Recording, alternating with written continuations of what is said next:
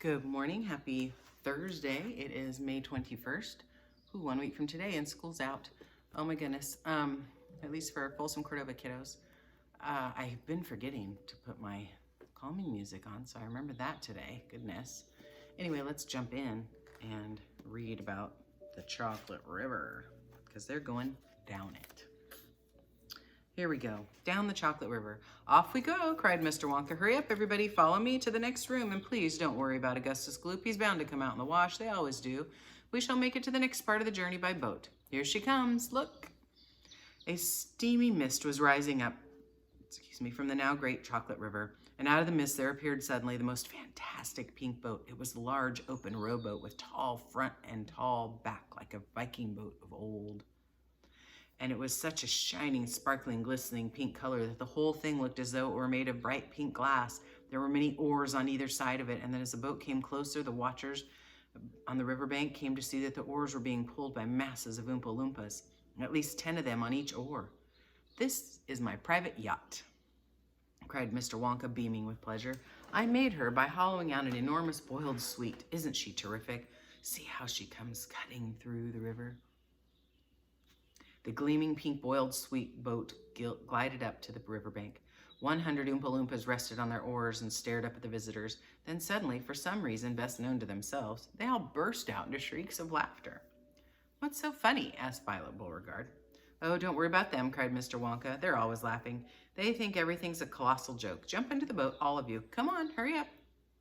As soon as everyone was safely in, the Oompa Loompas pushed the boat away from the bank and began to row swiftly down the river. "Hey there, Mike TV!" shouted Mr. Wonka. "Please don't lick the boat with your tongue. It will only make it sticky." "Daddy," Veruca Salt said, "I want a boat like this. I want you to buy me a pink boiled sweet boat exactly like Mr. Wonka's, and I want lots of Oompa Loompas to row me about, and I want a chocolate river, and I want—" "She wants a good kick in the pants," whispered Grandpa Joe to Charlie. The old man was sitting in the back of the boat, and little Charlie Bucket right beside him. Charlie was holding tightly to his grandfather's bony hand. He was in a whirl of excitement. Everything that he had seen so far, the great chocolate river, the waterfall, the huge sucking pipes, the candy meadows, the Oompa Loompas, the beautiful pink boat, and most of all, Mr. Willy Wonka himself, had been so astonishing that he had began to wonder whether there could possibly be any more astonishments left. Where were they going now? What were they going to see? And what in the world was going to happen in the next room? "Isn't it marvelous?" Grandpa Joe said, grinning at Charlie. Charlie nodded and smiled up at the old man. Suddenly, Mr. Wonka, who was sitting in Charlie's other side, reached down to the bottom of the boat and picked up a large mug, dipped it in the chocolate river, and filled it with chocolate, and handed it to Charlie. "Drink this," he said. "It'll do you some good. You look starved to death." Then Mr. Wonka filled a second mug and gave it to Grandpa Joe. "You too. You look like a skeleton. What's the matter? Hasn't there been anything to eat in your house lately?" "Not much," said Grandpa Joe. Charlie put the mugs to his lips, and the rich, warm, creamy chocolate ran down his throat into his empty tummy. The whole body from head to toe began to tingle with pleasure, and a feeling of intense happiness spread over him. "You like it?" asked Mr. Wonka. "Oh, it's wonderful," Charlie said. "The creamiest, loveliest chocolate I've ever tasted," said Grandpa Joe, smacking his lips. "That's because it's been mixed by waterfall," Mr. Wonka told them.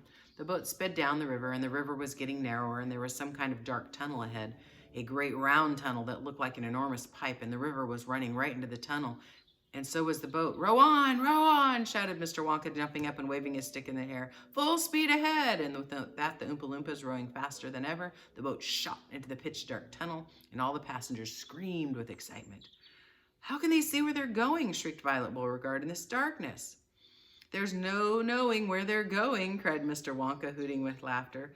"There's no earthly way of knowing which direction they are going. There's no knowing where they're rowing or which way the river's flowing. Not a speck of light is showing, so the danger must be growing. For the rowers keep on rowing, and they're certainly not showing any signs of slowing." "He's gone off his rocker," shouted one of the fathers against the other parents. "He's crazy," they shouted. "He's balmy, he's nutty, he's screwy, he's batty, he's dippy, he's dotty, he's dappy, he's goofy, he's beany, he's buggy, he's wacky, he's loony." "No, he's not," said Grandpa Joe. Switch on the lights," shouted Mr. Wonka, and suddenly on came the lights, and the whole tunnel was brilliantly lit up, and Charlie could see that they were indeed inside a gigantic pipe, with the great upward curving walls of the pipe were pure white and spotlessly clean.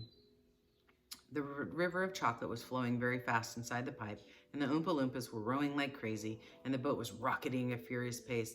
Mr. Wonka was jumping up and down back the boat, calling to the rowers to go faster and faster still. He seemed to love the sensation of whizzing through a white tunnel on a pink boat on a chocolate river, and he clapped his hands and laughed and kept glancing at his passengers to see if they were enjoying it as much as he. "Look, Grandpa," cried Charlie, "there's a door in the wall." It was a green door, and it was set in the wall of the tunnel just above the level of the river. And as they flashed past it, there was enough time to read the writing on the door. "Storeroom number 54, it said. "All the creams, dairy cream, whipped cream, violet cream, coffee cream, pineapple cream, vanilla cream, and hair cream." "Hair cream?" cried Mike TV. "You don't use hair cream." "Row on," shouted Mr. Wonka. "There's no time to answer silly questions." They streaked past a black door. "Storeroom number 71, it said on it. "Whips, all shapes and sizes." "Whips?" cried Veruca Salt. "What on earth do you use whips for?" "For whipping cream, of course," said Mr. Wonka. "How can you whip cream without whips?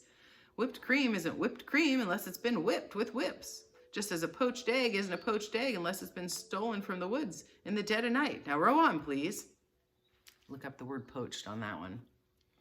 They passed a yellow door on which it said, "Storeroom number 77, all the beans, cacao beans, coffee beans, jelly beans, has-beens." "Has-beens?" Violet Beauregard cried. "Well, yes, you're one yourself," said Mr. Wonka. "Now there's no time for arguing. Press on, press on." But 5 seconds later, when a bright red door came into sight, he suddenly waved his gold top cane into the air and shouted, "Stop the boat!" Number 19, chapter 19, The Inventing Room. Everlasting gobstoppers and hair toffee. When Mr. Wonka shouted, "Stop the boat!" the Oompa Loompas jammed their oars into the river and backed water furiously. The boat stopped. The Oompa Loompas guided the boat alongside the red door. On the door it said, "Inventing Room, private, keep out." Mr. Wonka took a key from his pocket, leaned over the side of the boat, and put the key in the keyhole. "This is the most important room of the entire factory," he said. "All my most secret new inventions are cooking and simmering in here. Old Fickle Grubber would give his front teeth to be allowed inside for just 3 minutes, and so would Prodnose and Slugworth and all the other rotten chocolate makers. But now, listen to me. I want no messing about. When you go in, no touching, no meddling, no tasting. Agreed?" "Oh, yes, yes," cried the children. "We won't touch a thing." Up to now, Mr. Wonka said, nobody else, not even an Oompa Loompa, has ever been allowed in here. He opened the door and stepped out of the boat into the room. The 4 children and their parents all scrambled after him. "Don't touch," shouted Mr. Wonka, "and don't knock anything over." Charlie Bucket stared around the gigantic room in which he found himself. The place was like a witch's kitchen. All about him, black metal pots were boiling and bubbling on huge stoves, and kettles were hissing, and pans were sizzling, and strange iron machines were clanking and sputtering, and there were pipes running all over the ceiling and the walls, and the whole place was filled with smoke and steam and delicious rich smells. Mr. Wonka himself had suddenly become even more excited than usual, and anyone could see that this was the room that he loved best of all. He was hopping about in saucepans and machines like a child among Christmas presents, not knowing which thing to look at first. He lifted a lid off a huge pot and took a sniff. Then he rushed over and dipped his finger into a barrel of sticky yellow stuff and had a taste. Then he skipped across to one of the machines and turned on half a dozen knobs this way and that, and then peered anxiously through the glass door of a gigantic oven, rubbing his hands and cackling with delight at what he saw inside. Then he ran over to another machine, a small shiny affair that kept going,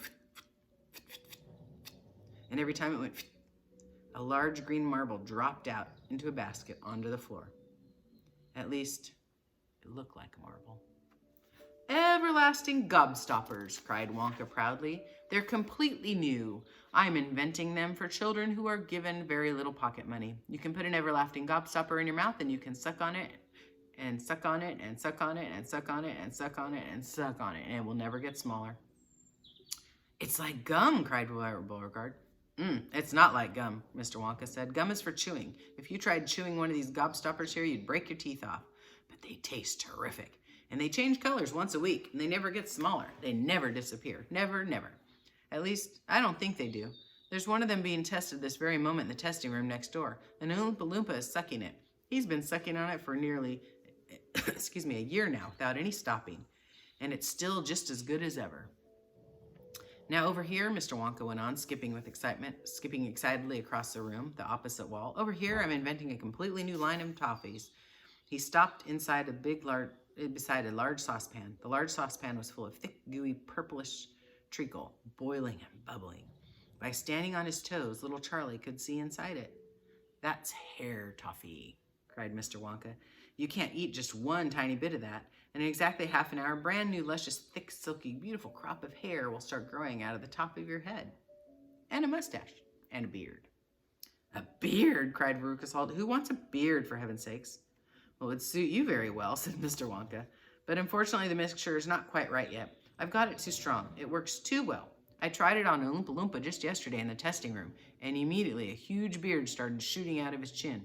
And the beard grew so fast that soon it was trailing all over the floor like a thick, hairy carpet. It was growing faster than we could cut it, and in the end, we had to use a lawnmower to keep it in check. But I'll get the mixture right soon. And when I do, there'll be no excuse anymore for little boys and girls to be going about with bald heads." "But Mr. Wonka," said Mike TV, "little boys and girls never do go about with..." "Don't argue with me, my dear child. Please don't argue," cried Mr. Wonka. "It's such a waste of precious time. Now, over here, if you will step this way, I will show you something that I am terrifically proud of. Oh, do be careful. Don't knock anything over. Stand back." Chapter 20, The Great Gumball Machine. Mr. Wonka led the party over to a gigantic machine that stood in the very center of the inventing room. It was a mountain of gleaming metal that towered high above the children and their parents. Over the top of it sprouted hundreds and hundreds of thin glass tubes, and the glass tubes all curled downwards and came together in a bunch and hung suspended over an enormous round tub as big as a bath. "Here we go," cried Mr. Wonka, and he pressed 3 different buttons on the side of the machine. A second later, a mighty rambling sound came from inside it, and the whole machine began to shake most frighteningly, and steam began hissing out all over it, and suddenly the watchers noticed the runny stuff was pouring down the insides of all the hundreds of little glass tubes and were squirting into the great tub below. And every single tube, the runny stuff was a different color, so that all the colors of the rainbow, and many others as well, came sloshing and splashing into the tub. It was a lovely sight. And when the tub was nearly full, Mr. Wonka pressed another button, and immediately the runny stuff stopped running out of the tubes, and the rumbling sound disappeared, and a whizzing, whirring noise took its place. And then a giant whizzer started whizzing around inside the enormous tub, mixing up all the different colored liquids like an ice cream soda. Gradually, the mixture began to froth. It became frothier and frothier, and it turned from blue to white, to green, to brown, to yellow, then back to blue again. "Watch," said Mr. Wonka. Click went the machine, and the whizzer stopped whizzing, and now there came a sort of sucking noise. And very quickly, all the blue, frothy mixture in the huge basin was sucked back into the stomach of the machine. There was a moment of silence. Then a few weird rumblings were heard, then silence again. Then suddenly, the machine let out a monstrous, mighty groan, and at the same moment, a tiny drawer, no bigger than a drawer in a slot machine, popped out of the side of the machine, and in the drawer there lay something so small and thin and gray that everyone thought it must be a mistake. The thing looked like a little strip of gray cardboard. The children and their parents stared at the little gray strip lying in the drawer. "You mean that's all?" said Mike TV, a little disgusted. "That's all?" answered Mr. Wonka, gazing proudly at the result. "Don't you know what this is?" There was a pause. Then suddenly, Violet Beauregard, the goofy gum-chewing girl, let out a yell of excitement. "By gum, it's gum!" she shrieked. "It's a stick of chewing gum." "Right you are," cried Mr. Wonka, slapping Violet hard on the back. "It's a stick of gum. It's a stick of the most amazing and fabulous and sensational gum in all the world." And that is the end of chapter 20, 13. I don't know where my head is. Chapter 21 tomorrow, which is Friday, called Goodbye Violet. So, oh my goodness. Time is going by so quickly. Have a great day, you guys. Thanks again for tuning in, and I will see you tomorrow. Bye.